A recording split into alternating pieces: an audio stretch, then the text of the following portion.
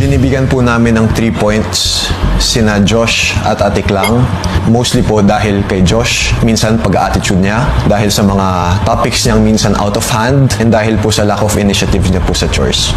Binibigyan po namin ng 1 point sina Ashley at AC.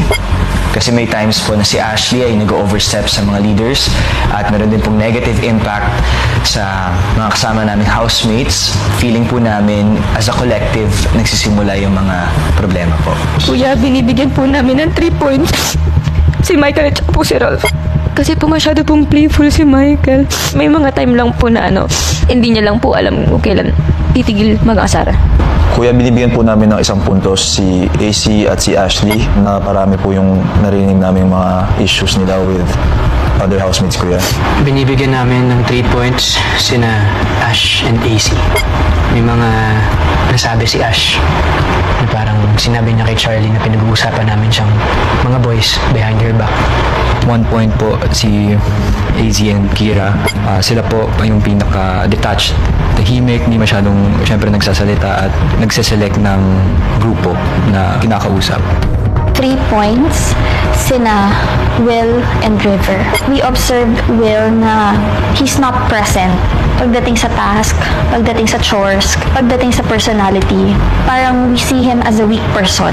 Binibigyan po namin ng 1 point sina AZ and Ate Kira po. We're gonna have weekly tasks that get harder and harder. We need people who will lead, who will take charge, and will speak up.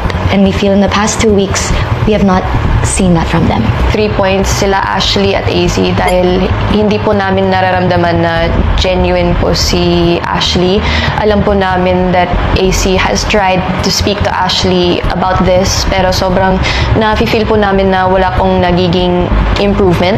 Binibigyan po namin ng 1 point si Will at si River. Si Will po hindi po siya tumutulong sa mga chores. Every time after kain, never pa po namin siya nakita naghugas, nag-arrange ng plato, or naglinis po. And then feel namin na wala po siyang ambag. 3 points sina Michael at Ralph. Michael is not being genuine. May mga nasasabi siya na sinasabi nilang para mapansin, attention seeker. Kuya, binibigyan po namin ng 1 point si Will and River. Si Will po, nafe-feel din naman po ni Josh, napapansin din na parang hindi po siya masyado maramdaman sa loob ng bahay, like sa gawaing bahay. Madalas po nakaupo lang din siya sa sofa. 3 points po si Will po at River. Nakikita lang po namin na wala pong gaanong initiative si Will. Kailangan pa po siyang pagsabihan po na kumilos po. Kailangan pa po siyang utusan po, Kuya. Kuya, binibigyan naman po namin ng 1 point si Michael at Ralph po. Si Michael po, pag may task, minsan na-overstep niya po yung mga task leaders at